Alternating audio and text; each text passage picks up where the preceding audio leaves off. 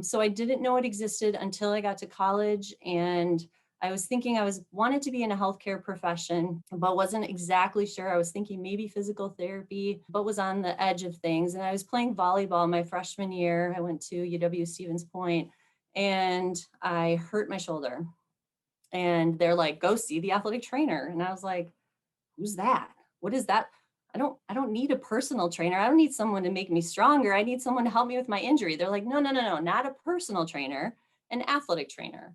So I met the athletic trainers there at my freshman year of college, and I was wowed. I was like, how did I not know this even existed? So I guess for me, I was on a different kind of path and stumbled on it by chance. So that's how I kind of got into the athletic trainer realm of things and started taking some classes and thought, this is amazing. I can watch sports and I can be a healthcare provider. So that's kind of where I got started and thus set me on my path to be an athletic trainer. Again, athletic trainer, we're health professionals. So we're not the people you just see in the weight room. Again, those are personal trainers, which we so very frequently get kind of mixed up with. We work closely under the direction of physicians. So we're working in a healthcare team. We work closely with anybody that's physically active. So anybody that is moving their bodies in some way, shape, or form. And we'll talk a little bit later about other jobs or professions that we might kind of sneak into. But definitely anybody that's physically active are the people that we're coming in encounter with. And what exactly do I do? So injury prevention, immediate care, so first aid, spine boarding, assessment, so assessing or evaluating injuries, treatment. So what do I need to do at that moment, or do we need to refer to a doctor, to someone else? And then rehabilitation. So what can I do to help make that body part better? Awesome. Rhonda, I'm going to jump in here real quick. We had a question submitted with the registrations, and I think it goes really well with what you were just talking about. The student was wondering if, like, how it compares to physical therapy and then also, like, how it's related to sports medicine. Can you kind of talk about the differences with that? Sure. So when someone says sports medicine, that's kind of like a huge umbrella. So think about medicine as that umbrella. And under that umbrella is all the people that work together as a team to maybe help an injured individual. So that might be the doctor, an orthopedic doctor. That might be a physical therapist. That might be an athletic trainer. That might be a chiropractor. That could be a PA, so a physician assistant. So anybody can be under that sports medicine team. So when someone says sports medicine, that's just kind of a broad term saying, hey, there's a group of people maybe working to help. And often we get the question about how does it relate to physical therapy? And there are some similarities when it comes to orthopedic injury. So if I say orthopedic injury, that means any like bone, muscle, joint, concussion type injuries. That's kind of what the athletic trainer focuses on. The physical therapist definitely does training in that area too. So if you come in with an ankle sprain, a physical therapist and an athletic trainer will do pretty much the same kind of evaluation and rehabilitation that needs to be done to help that ankle sprain. But where we differ or divide is physical therapists get even more training in rehabilitation. So someone who has a stroke, someone who has cancer, someone who has like extraordinary or extra types of medical that need extra medical interventions are going to go to a physical therapist. But if they need something with bone, muscle, and joint, you could go to an athletic trainer or you could go to a physical therapist. So that's where we kind of cross over. The other difference between AT and physical therapy is we do more emergency care. So we get all this training on injury prevention and first aid and spine boarding, whereas physical therapists really stay usually more in that rehab setting. So they're the people that you're going to go to the clinic for after. So those are kind of the big differences. That's a great question. That's a great explanation. Thank you.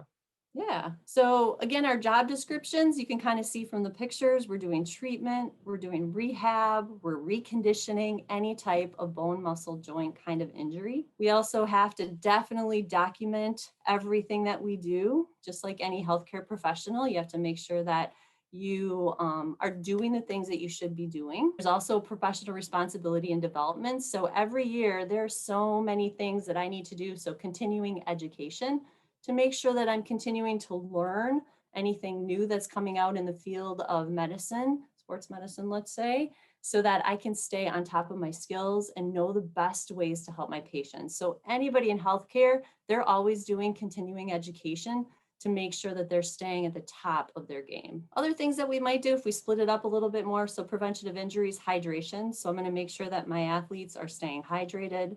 Environmental safety, is there lightning? Is there a storm coming? Am I going to need to stop practice? We need to be off the field because it's dangerous. Or is it too hot to be practicing outside? Right? So are there different times of the day that we can practice? And often we'll work with the coaches to be able to develop those times that might be best for our athletes so that they don't get into trouble. Again, immediate care of wounds. So if someone gets a cut across their face from an elbow to the eyebrow, concussions. So all of us know about concussions. It's a big topic that is out there right now and been out there for a while, but they're continuing to do some fun and new research associated with it to, again, try to keep our athletes healthy. Heat injury, orthopedic injuries, and then again, evaluation and diagnosis. So I can look at a shoulder joint and tell you what muscles are maybe hurt, or is there a ligament ruptured, or is there any type of nerve damage? So those are all things that I might look at when I'm evaluating, diagnosing. It's kind of like you're a detective.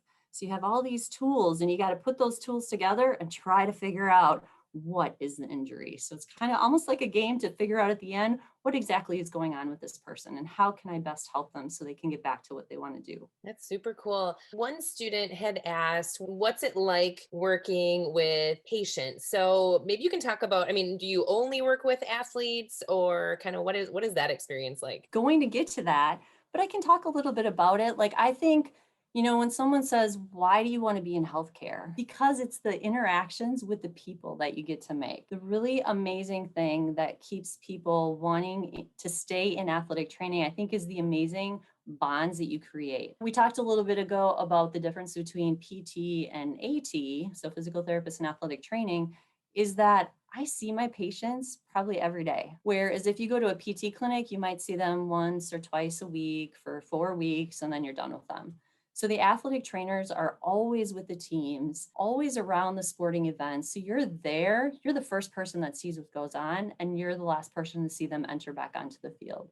So it's this amazing bond that you create with these athletes or with your patients that I think a lot of healthcare professionals don't get to see that side of things, where I get to be with that person and kind of help them through that whole process.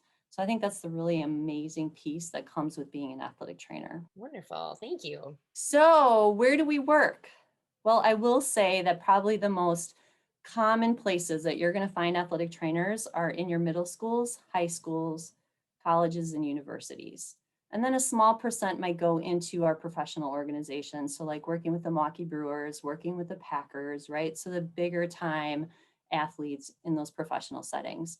So most are going to be found in these settings. And maybe some of you even know who your athletic trainer is at your current school. It's pretty popular now, definitely in the high schools. Middle schools is still a little iffy. Sometimes they just have the coaches kind of maintain the medical pieces associated with injury during the sports. But definitely when you get into your high schools, colleges, and universities, you're going to find an athletic trainer pretty easily. The other really cool thing is that there's other emerging settings that athletic trainers can work in. So remember, anywhere that somebody is like physically active and could get injured. So we're also can be found in physicians' offices.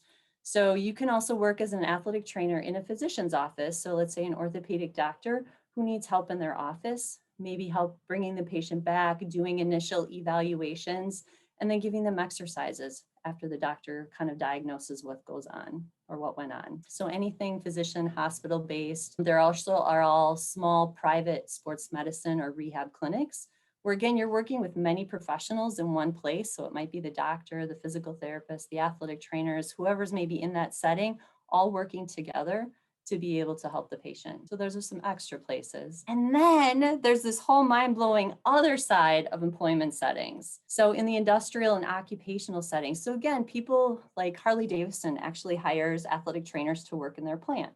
So just as if someone maybe is running down the field and sprains their ankle, one of the workers at the plant could step off of a platform and turn their ankle. Same kind of injury, right? We're still dealing with muscle, bones, and joints.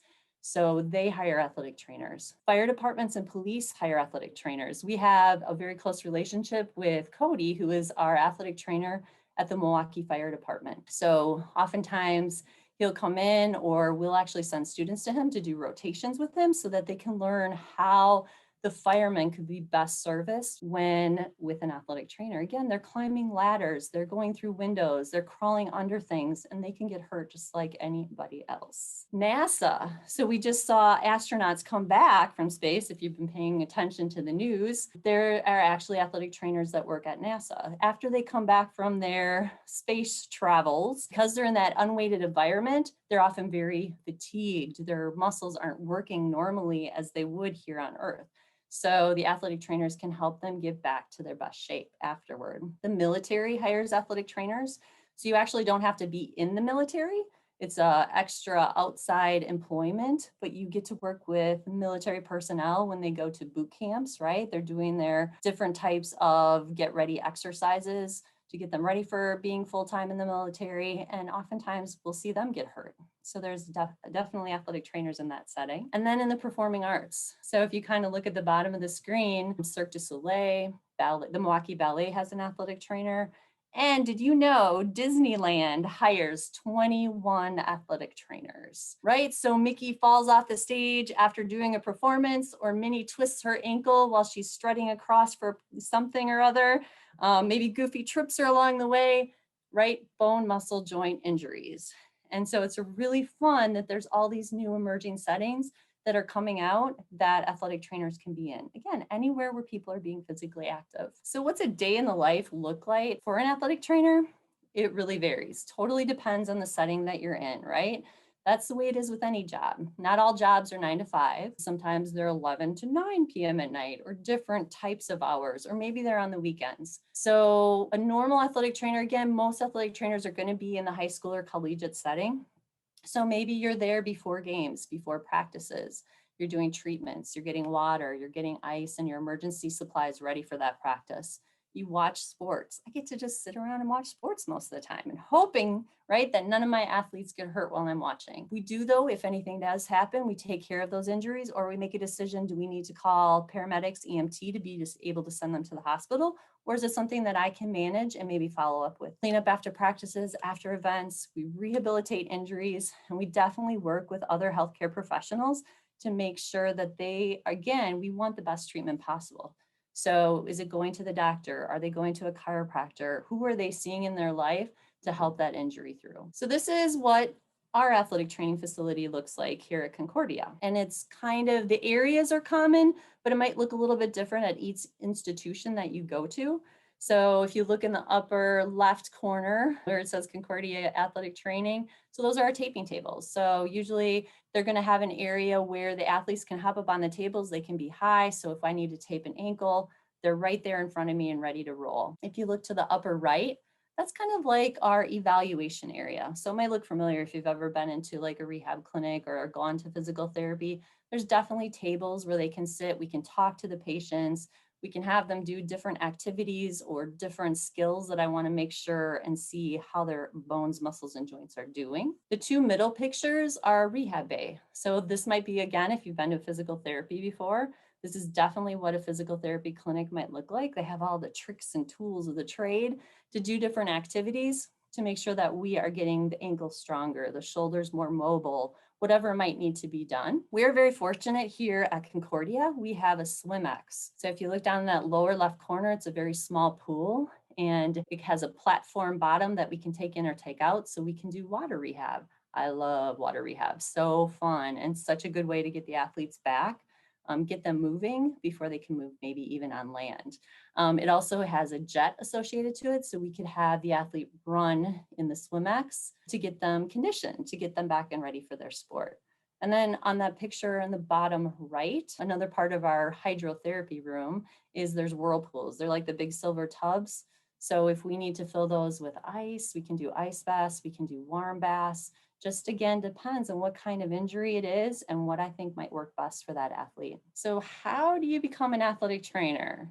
Well, you need to find a university that offers a degree in it. So, if you're thinking athletic training, you like science, biology kind of stuff, you like working with people, you like the medical side of things, it might be worth a look. It's again, there are actually about 11 universities in the state of Wisconsin that offer athletic training. So it's not hard to find in this state. So if you're interested in it, those would be the ones you want to seek out. If you guys are down in the Waukesha area, Carthage, Carroll, UW Milwaukee, and us are 4 programs just alone in the Milwaukee area that have athletic training programs. So if you are interested in athletic training, and now that the COVID restrictions are kind of getting maybe a little less, and hopefully in the future it'll even continue in that path, you can do, I would really suggest you doing an observational experience at an institution.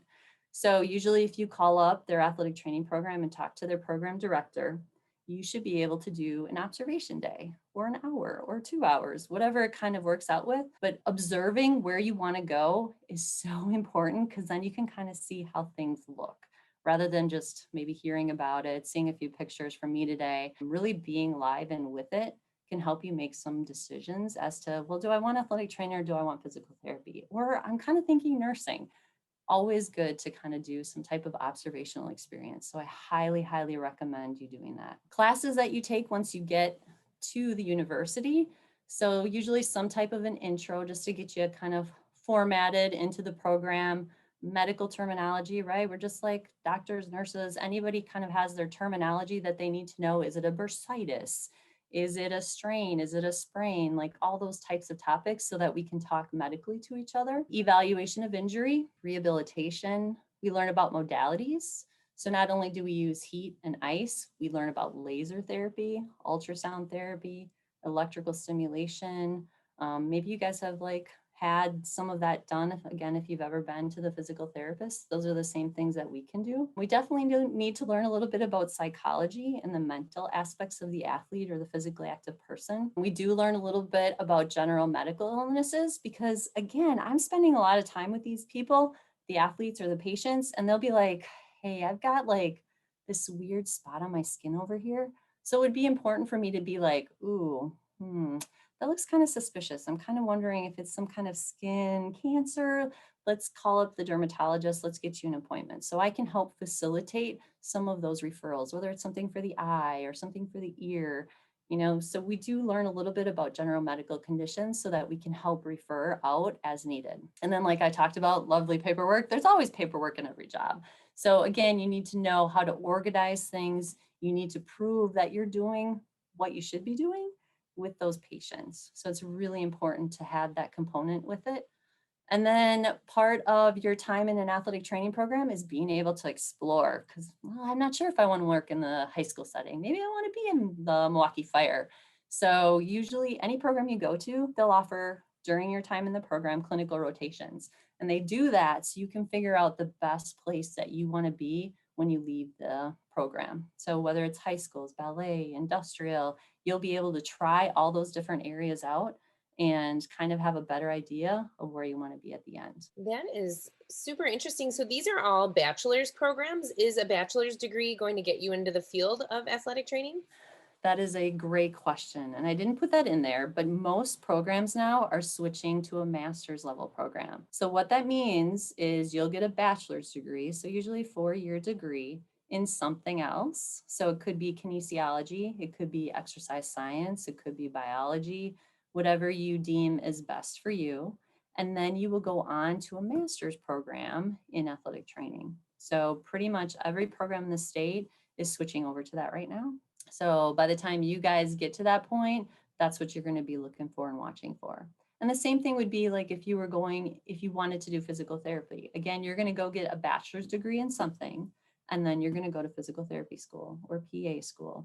The only exception to that might be nursing, where nurses pretty much can get their bachelor's degree and then get add-on after that if they choose. Other than that, most medical professions, you have to go to some kind of graduate or master's program to be able to work in that field. And that's the same for athletic training. Excellent, excellent. And what is the job outlook? So they go through the program, they get their master's, and I mean, we can see all the different places that they can work. Is there good availability for jobs then? There is. And like I said, with all the new different routes that you can work in, it's even opening up even more. So there's always going to be need in the schools and in the colleges and the high school settings. But like I said, a lot of job openings are also coming into those other areas. So we are seeing growth in the athletic training profession. I wouldn't say it's like tenfold, but there's definitely good possibilities, and we have had good placement rates. I think most of the schools, I'm friends with most of the other schools, they have about the same, where most people are going to get a job in the field that they want coming out of that program. That's exciting. Do they seem to travel to get those jobs? Thinking about universities and things like that, or do a lot of them stay local? I would say most probably do stay local, but if you're looking for that dream job and you really want something really specific, you might need to look elsewhere. So we do have different graduates who are placed all over the United States in different aspects or different jobs because they wanted, something really specific. So if, I just had a student, she wanted to be with the military in the military setting, and she is looking at a job that's out in New Jersey. So it kind of depends. You can stay in the area if you choose, but if you really are like shooting for the stars, there are a lot of opportunities definitely throughout the United States. And that's part of the program. Whatever program you are connected with or that you go to, they're going to help you find those things. They're going to have connections. Usually we have some good connections. The athletic training world is not huge enough that we kind of tend to know each other and have great ways to reach out and be able to make those connections. Nice. That's exciting. Did you have more slides? I didn't want to interrupt you if you had. Oh no, I Oh, yeah. think that was pretty much it. Perfect. We also, the like really cool thing about Concordia, and I think more programs will start to have it, we have a comfort dog on campus. We actually have 2 comfort dogs.